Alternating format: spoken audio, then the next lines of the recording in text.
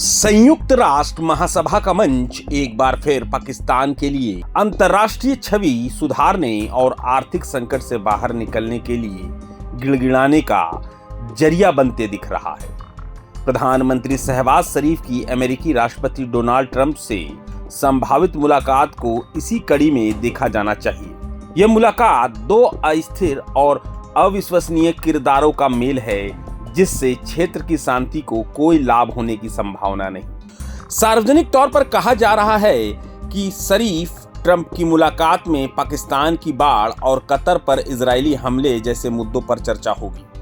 यह पाकिस्तान की सोची समझी रणनीति का हिस्सा है। बाढ़ का विक्टिम कार्ड पाकिस्तान हर अंतर्राष्ट्रीय मंच पर बाढ़ की तबाही का जिक्र कर विक्टिम कार्ड खेल रहा है। वह दुनिया को यह दिखाना चाहता है कि वह एक पीड़ित देश है जिसे तत्काल मदद की जरूरत है, लेकिन वह इस बात पर पर्दा डालता है कि दशकों से उसने अपने संसाधनों का इस्तेमाल आतंकवाद को पालने पोषने और भारत के खिलाफ प्रॉक्सी वार छेड़ने में किया है, न कि अपने लोगों के लिए आपदा प्रबंधन और बुनियादी ढांचे के निर्माण में। अगर पाकिस्तान ने आतंकी फैक्ट्रियों की जगह बांध और नहरें बनाई होती तो आज उसे दुनिया के सामने हाथ फैलाने की नौबत नहीं आती।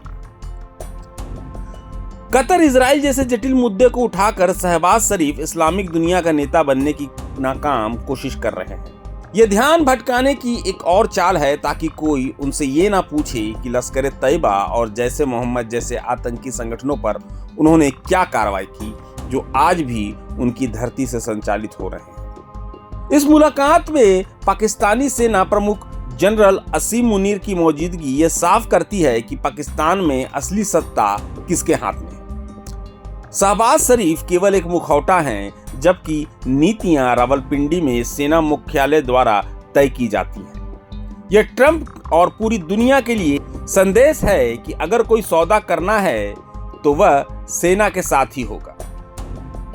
यह पाकिस्तान के खोखले लोकतंत्र का जीता जागता सबूत है। वहीं दूसरी ओर डोनाल्ड ट्रंप का पिछला कार्यकाल उनकी अप्रत्याशित और केवल अपने हितों को साधने वाली नीति के लिए जाना जाता है। भारत के लिए यह चिंता का विषय हो सकता है कि ट्रंप पाकिस्तान के झूठे वादों के झांसे में आकर उससे कोई ऐसी रियायत ना दे दे जो भारत की सुरक्षा के लिए खतरा बने। ट्रंप की डील मेकिंग की आदत और पाकिस्तान का धोखा देना इतिहास का एक खतरनाक संयोजन है। इस पूरे घटनाक्रम के बीच भारत की कूटनीति परिपक्वता और आत्मविश्वास को दर्शाती है। प्रधानमंत्री मोदी का यूएनजीए में शामिल न होना और विदेश मंत्री एस जयशंकर का भारत का प्रतिनिधित्व करना यह बताता है कि भारत की विदेश नीति किसी एक व्यक्ति पर निर्भर नहीं, बल्कि एक मजबूत संस्थागत ढांचे पर चलती है।